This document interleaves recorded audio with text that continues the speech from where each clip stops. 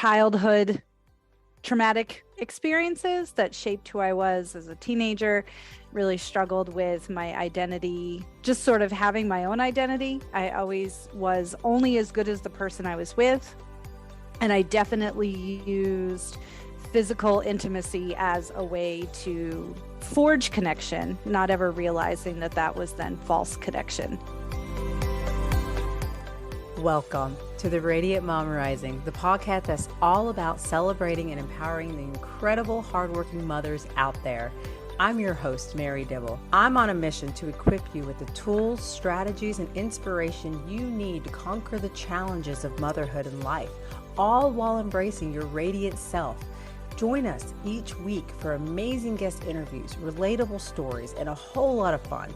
We're here to create a vibrant, supportive community where we can be our authentic selves, where no one feels alone, and where we uplift and cheer each other on along this incredible journey of motherhood. So, fellow Radiant Moms, get ready to rise, shine, and conquer the world. Let's grow together, laugh together, and make every week a celebration of the powerful, radiant moms we are. This is Radiant Mom Rising, and you're part of a community where your brilliance shines through. Are you ready to rise with us? Let's get started. Thank you for tuning in to the Radiant Mom Rising podcast. I'm Mary Dibble, your host, and today I got to sit down with Miss Courtney Edwards, who is a former psychotherapist turned behavioral health coach. As a board-certified coach, she blends her background in mental health and counseling with life coaching, offering a non-pathologizing collaborative partnership that celebrates your strengths and goals. She's also a certified relationship coach, certified meditation teacher, group facilitator, adjunct instructor, and podcaster. She brings 20 years of experience in helping professions working with adolescents, college students, adults, couples, and families. Alchemy Coaching is a heart-forward, future-focused, solutions-oriented approach of getting unstuck. Offering remote and in-person options, Courtney helps folks find greater wellness and happiness through individual and relationship coaching. Courtney focuses on each person's inherent wellness and utilizes positive and cognitive psychologies to find meaning and wholeness amid life's challenges. Her community-facing opportunities include pragmatic spirit, her accessible and a practical approach to meditation, instruction, and group workshops touching on a wide variety of topics related to mindfulness, mental health, and overall well-being. In 2022, Courtney launched the Pragmatic Alchemy podcast delivered right to listeners whenever and wherever they are. Courtney and her array of guest experts work to democratize mental wellness by sharing practical and profound methods for promoting mindful well-being in everyday life. Additionally, Courtney is an adjunct instructor in the CACREP Accredited Counselor Education Program at SUNY New Paltz. She lives and works in New York's Hudson Valley with her family. Today on our episode, we talk a lot about love after loss. You know, so many of us have had divorces or relationships that we wanted to work out that didn't work out. And for those of you out there who want to find love later on in life, it is possible. And that's something that me and her are going to hit on today. So I hope you enjoy the show. Without further ado, Miss Courtney Edwards.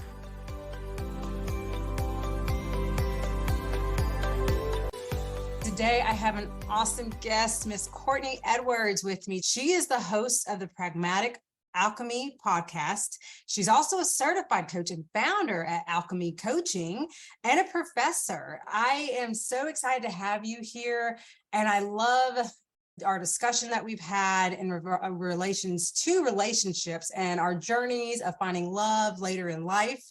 So I'm excited for you to share with the listeners today. We want to kind of talk about that. And I'd love for starting off to share your story of what you went through and how you found love later on in life. Sure. Thank you also for having me. I will mention that before I skim over it and forget. I'm excited to be here. I'm usually on the other side, so it's exciting to have you here. I really appreciate you being part of this. It's a nice experience to be in the guest seat.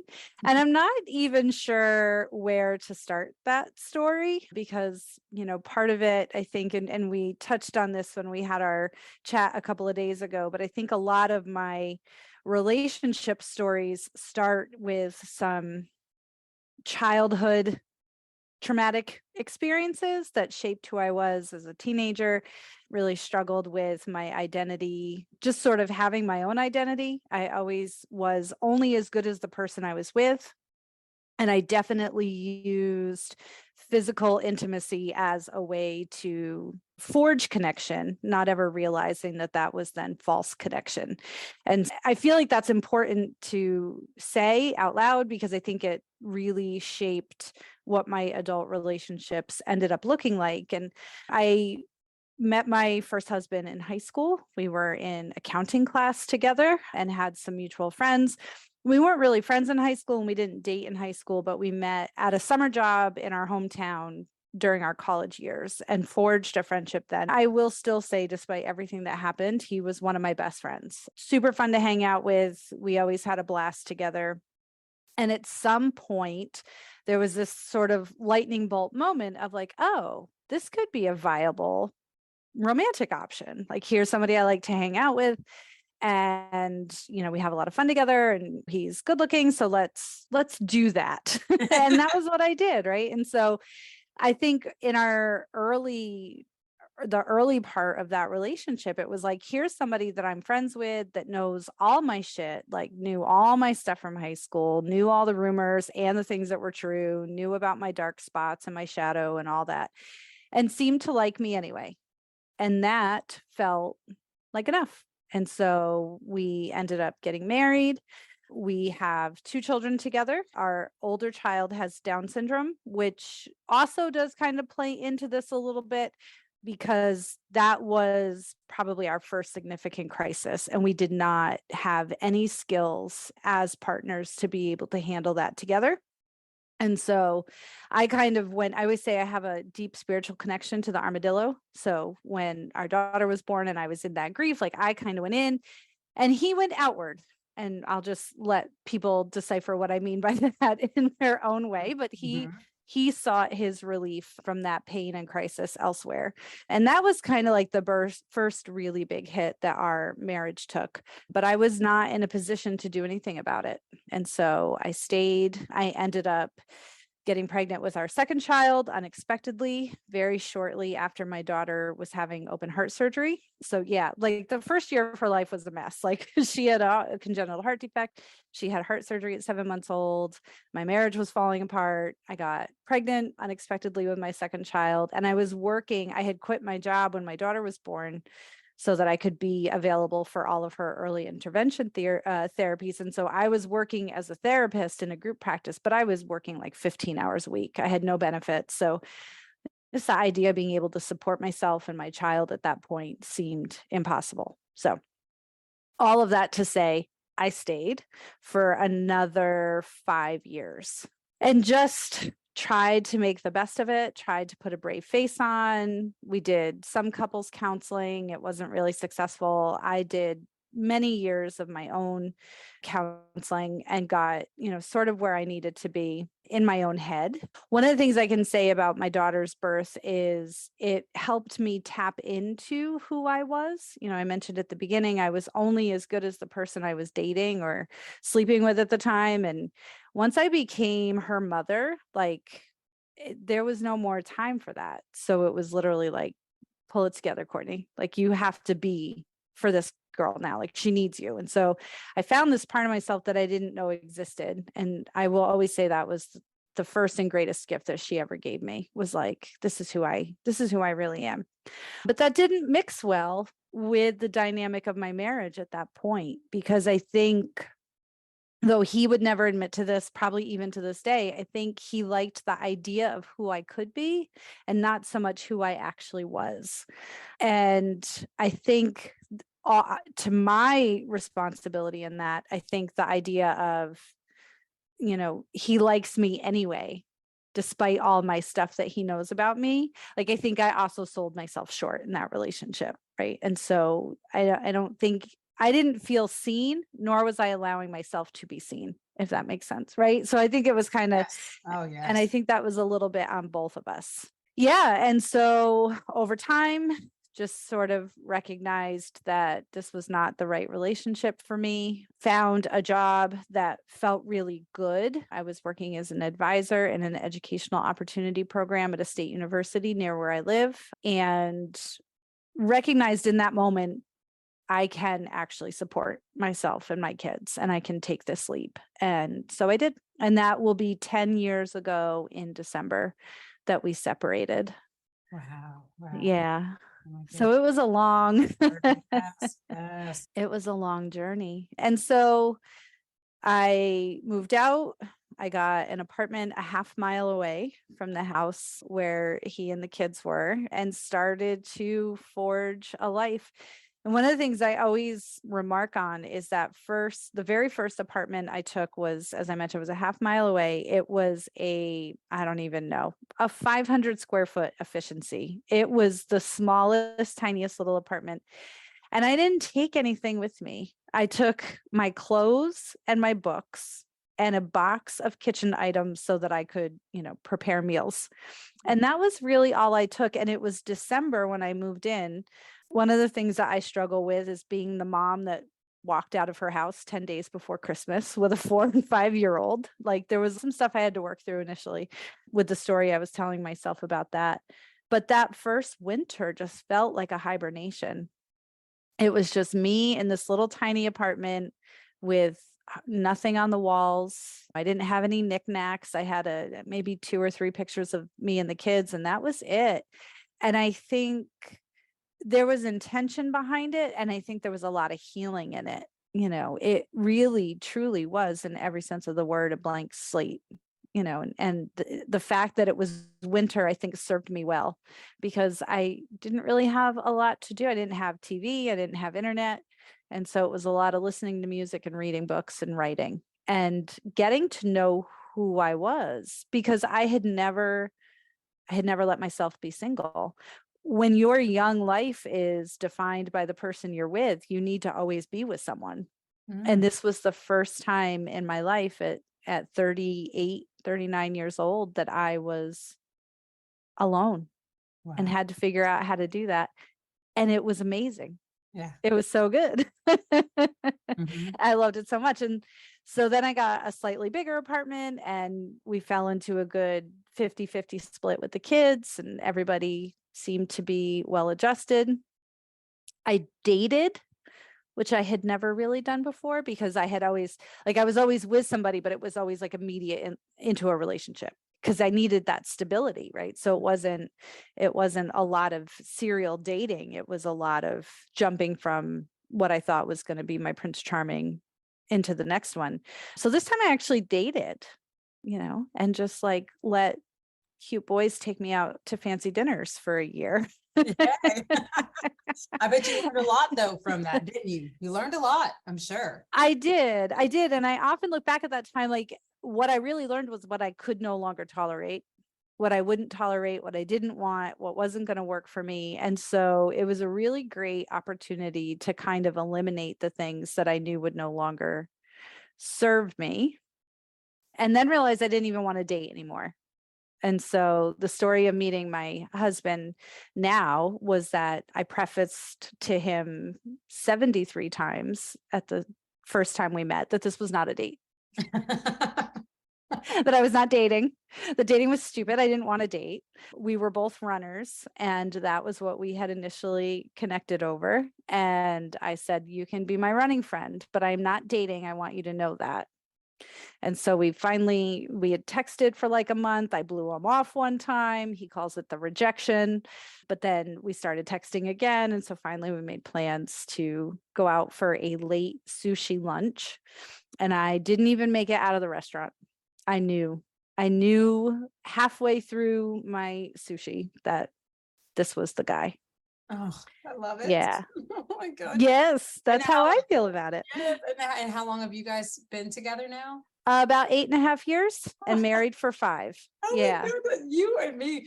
Oh my God, we're soul sisters. That's exactly me and my husband. October makes it about 8 years that we've been together, and we just celebrate our 5-year marriage. When did you get married?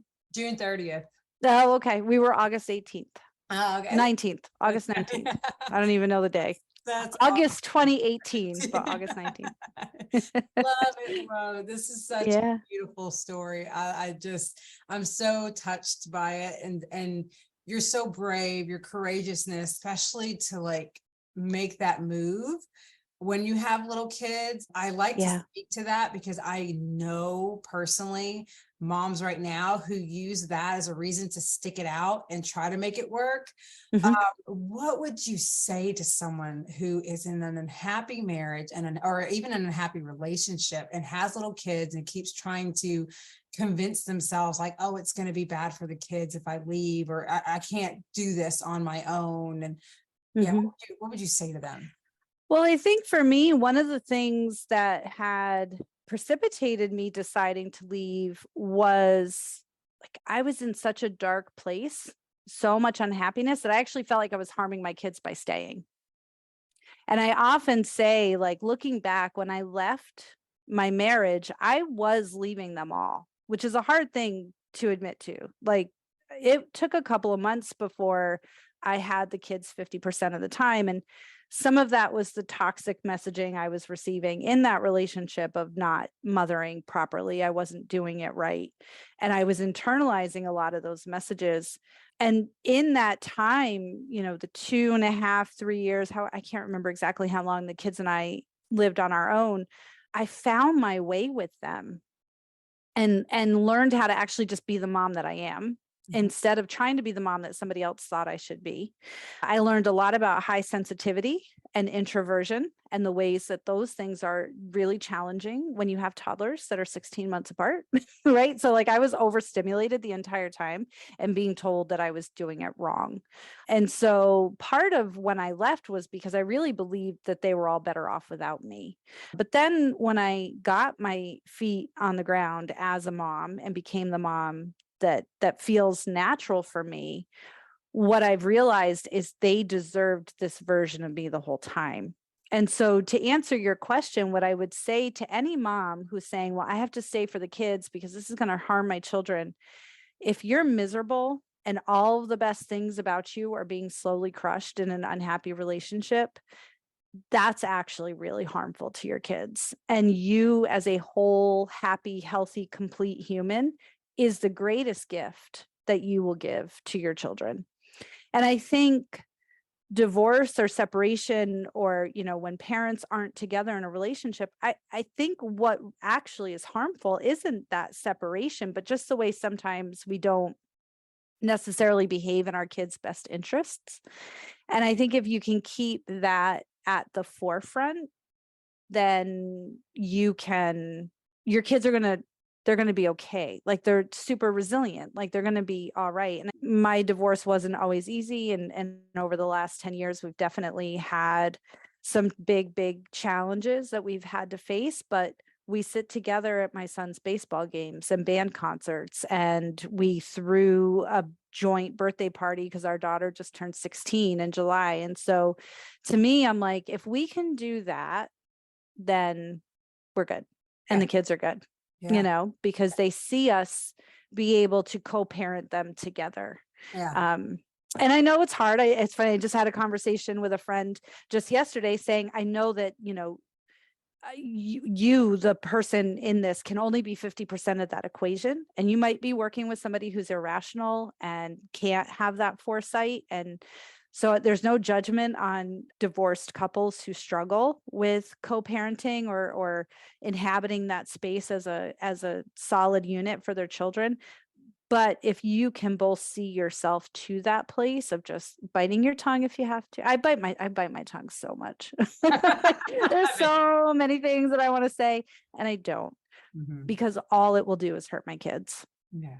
So I love it. And that's so important. And you're right. The situation is always going to be different for everybody. And it's beautiful to find a way to co-parent like that. And then in my circumstance, the father refused even to this day to acknowledge his existence. And, right.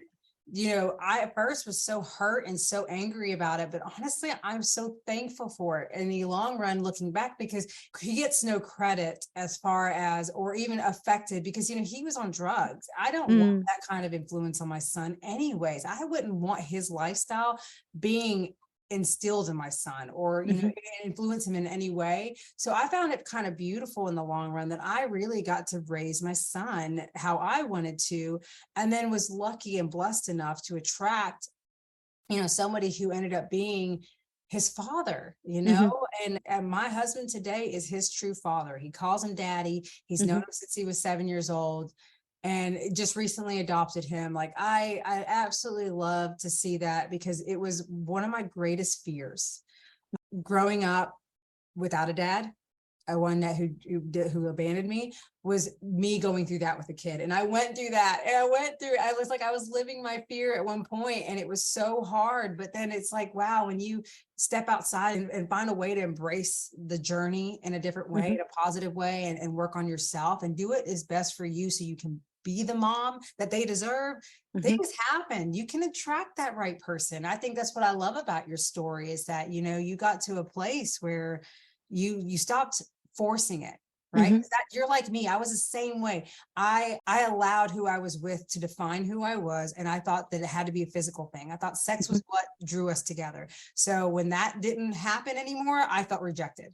And that rejection caused me to be clingy and to act out, because I was scared, because I felt like every time I met a guy, oh, maybe this is it. Maybe this, blah, blah. Even though there were so many red flags, I just was so honestly desperate. I wanted so bad for it to just work and to find and fall in love.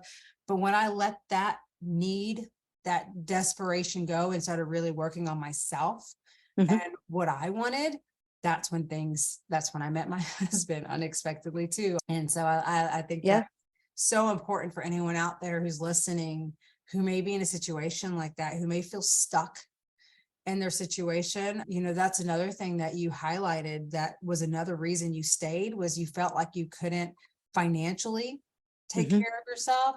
Is that part of your journey that led you into entrepreneurship, or was that just something that happened later on in life when you were single? Yeah.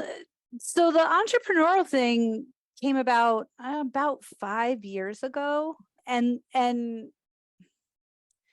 yes, I think there's a through line with the relationship status and my willingness to take this step into entrepreneurship. And one of them is really just the fact that my husband is my biggest cheerleader and has been so unbelievably supportive along the ways. But I think that's kind of the logistical, practical side of it, is the fact that he's been, yes, 100% I'm behind you. We'll figure this out.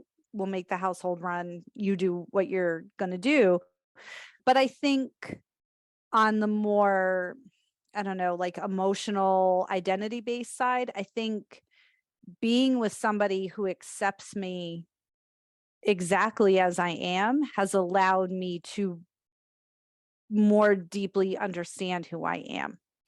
And what I mean by that is, my training initially was in mental health. I have a master's degree in counseling.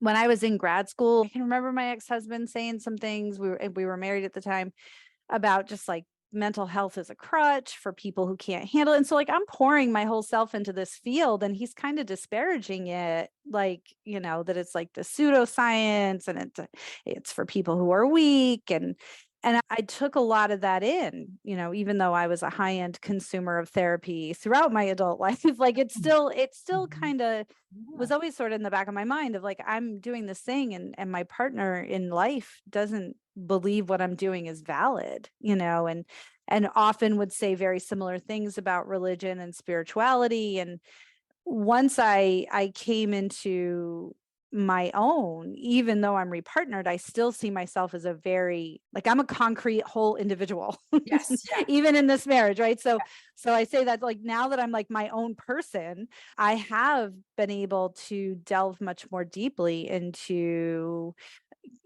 coaching and different understandings of mental health and well-being. And I teach meditation, and I've embraced Buddhism, and all of these things I think would have really been ridiculed in my first marriage, or looked down on, where my husband now, like, he doesn't necessarily believe a lot of the things I believe, in terms of spirituality. We do have kind of different worldviews, but he's like, yeah, I'm behind you 100%. Like, whatever it is you want to do, you want to do. I was telling you the story when we met a couple of days ago, and I'll try not to cry this time, but I can't make any promises No, because I please always, try. I love it. I always get a little teary when I tell this story. But I was working the full-time job I had mentioned. I was at a state university with a position that came with permanency and a full state salary and all the benefits that go with that. And I was working on a project that basically was the project that launched the idea for my coaching practice. And I was like, I have this idea. I spoke it to no one. About 6 months after I had the idea, I was alone at a brew pub by where we live, having dinner on my own, and filled out a 1-page business plan template that I had found on the internet. And so that was kind of the first, so it took like 6 months for me to even like write something down about this idea. And so that was probably in October. And then that New Year's, I was with a friend. We went to a sound bath meditation, and I told her. She was the first person I ever spoke it out loud to say, I have this idea. And she was like, that sounds like a great idea. And about 6 weeks later was my birthday, and my husband and I were out to lunch for my birthday. And I decided over lunch that I was going to tell him. Like, this was going to be it was my birthday. It was like the start of a new year. And I said, I have this idea. And I kind of laid it out for him. And I don't even think the last syllable was out of my mouth. And he was just like, you have to do this. You have to do this. And I just like, there's been so many times over the last 5 years where I'm like, this never would have flown in my first marriage. He would have had a million reasons why it wasn't going to work, all of which would have been that he didn't trust me. Yeah. You know, and so to have my husband now just constantly, and there's times, you know, entrepreneurial life is tough. There's times where I'm like, money's not quite where I want it to be. I don't feel like I'm pulling my end of the household chores. And every time I say to him, like, you know, I don't know, maybe I should look for something. Maybe I should go back to work for another person. He's like, no, nope, absolutely not. He's like, you work harder than anybody I know. You're working your ass off. We've got this. Don't you worry. Like, we'll figure it out. And so having that is like earth shattering. And so I had said it kind of at the beginning of this conversation that when I met when my first husband and I got together and he knew all my stuff and he loved me anyway, I think the big difference in this marriage is he knows all my stuff and he loves me because of it. Like, none of it is an in spite of, it's a full embracing because of. Yeah. And that, like, you can do anything when you have that kind of support and love in your life. Yeah, you absolutely, I know it makes you unstoppable. And it's something for someone like us who have had those other types of relationships that we attracted that hurt us, like put us down and almost instilled complete opposite of what we were achieving. Because I always gave more than I ever got. Always. And like you say, like they always doubted me. They never believed in me. So therefore, why would I believe in myself? And it's so wonderful to be on this other side of having somebody who's like, Mary, God has always had our backs. He's always provided. It's okay. It will work out one way or another. Because you're right. When you're on that entrepreneur road, that journey, you're going to have your ups and downs. Things are not always going to go the way you want it to. There's going to be dead silence in certain ways, especially when you're first just trying to get yourself out there. But when you keep having that perseverance and keep showing up and keep believing in yourself and never give up, those are the ones who end up seeing that success, because all this time, all these seeds you're planting, it's going to grow eventually. And that's what you have to just keep focusing on. And no matter what, and it is wonderful to see that you have an amazing support. And for anyone out there who may feel like they don't have that support, you do. You have it with us. You have it with me and Courtney. That's right. Women out there who you would be shocked that will love and support you even when you feel like no one else will. Like, that's what we're all about. That's what we're here for. So Courtney, if you don't mind to tell us a little bit before our time ends about what you do in your business and where people can find you, we'd love to hear more about that. Yeah. Yep. So my coaching practice, as you mentioned at the beginning, is called Alchemy Coaching. I am located in the Hudson Valley region of New York. So I see folks in person here in New York, and then I do work with folks remotely. My website, if anybody wants to learn more about it, is shineandsoar, all one word.com. And I'm on social media as @Alchemy BHC. And the BHC is for behavioral health coaching. So I offer behavioral health, life, and relationship coaching. Through that, I teach meditation. I do community-based outreach. So I do workshops, lunch and learns, professional trainings, group opportunities, all that kind of stuff. I do teach. I'm an adjunct instructor teaching counseling education for future mental health and school counselors here in New York. And then I have the Pragmatic Alchemy podcast, which is my sweet little baby project that has brought me so much joy, and it's so much fun. I love it. I will say my husband and I did an episode last summer, and then we replayed it again this summer around the time of our anniversary. It's called Love and Remarriage, and it's just two of us talking about how we got together, all the things we had to unlearn. And then last summer he had broken his ankle and needed surgery, and it was a thing. And so we had sort of revisited those things that we needed to unlearn and relearn, because we needed to kind of apply them in a new way in the crisis of the broken ankle. And so we recorded an episode about that. And it was so much fun to talk with him. So if anybody wants to check out that particular episode, it's called Love and Remarriage, Pragmatic Alchemy podcast. And he's got a super sexy voice too. I love it. It's so funny. When I initially wanted to do podcasting, I wanted to do it with my husband, because we have some of the coolest late night conversations when our kids are in bed. Me and him are having a couple, drinks together, hanging out, listening to music. Our conversations are hilarious. They're so much fun. I told him, even though now I'm doing my own, I said, I want to do an episode with you because I want to help people to see that you can find love even later on in life. And I wanted to do it like that, based on a relationship of what it's like to really make things work when having kids. So that's so awesome to hear. And I'm going to make sure that all your links, everything that you've just shared with us, will be in the show notes, so people can just click and go find you, because I think they'd be absolutely lucky to work with someone like you. Thank you. You are amazing, Courtney. Your story is amazing. You just inspire me and light me up. And I just love having you on the show. Yes, I've loved becoming connected with you. It's really amazing when you find folks who have walked a parallel path.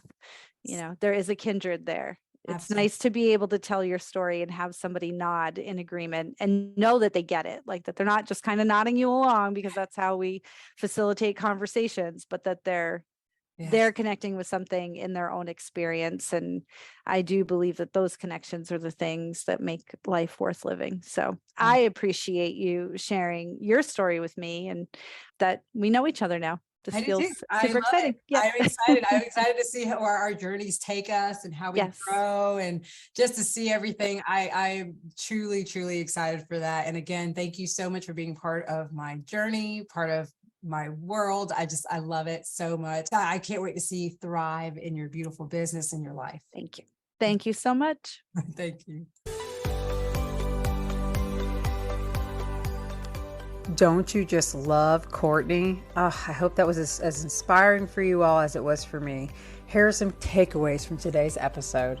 Childhood experiences can shape your identity and affect your adult relationships. Understanding your past can help you navigate your present.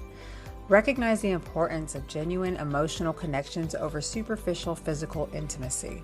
Authentic connections are more fulfilling and long-lasting. Be aware of signs of incompatibility in your relationships. Early excitement can sometimes mask underlying issues that may surface over time. Understand that parenting can present challenges, especially during crisis. Seek support, communicate with your partner, and work together to navigate difficulties. Embrace self-discovery as a transformative journey. Finding your true self can lead to personal growth and happiness. Value and seek a partner who fully accepts and supports you. A supportive partner can empower you to pursue your dreams and passions. Recognize that successful co-parenting is possible even after a challenging breakup. Prioritize your children's well-being and communication. Consider entrepreneurship as a path to pursue your dreams. Take calculated risk and explore your passions, even if it means leaving a secure job. Understand that personal happiness and self-worth are essential. Don't sacrifice your well-being for the sake of a relationship that doesn't fulfill you. Be sure to subscribe to Courtney's podcast, the Pragmatic Alchemy Podcast, and follow her on Facebook, Instagram, and LinkedIn. Links are in the show notes below. Lastly, be sure to subscribe to my podcast and leave me a review. If you know anyone who needs to listen to today's episode, be sure to share it with them. Let us all work to help each other in any way we can. I truly appreciate all of you. If you want to learn more about how we can work together, be sure to visit me at marydibblecoaching.com or contact me on Facebook or Instagram. Much love.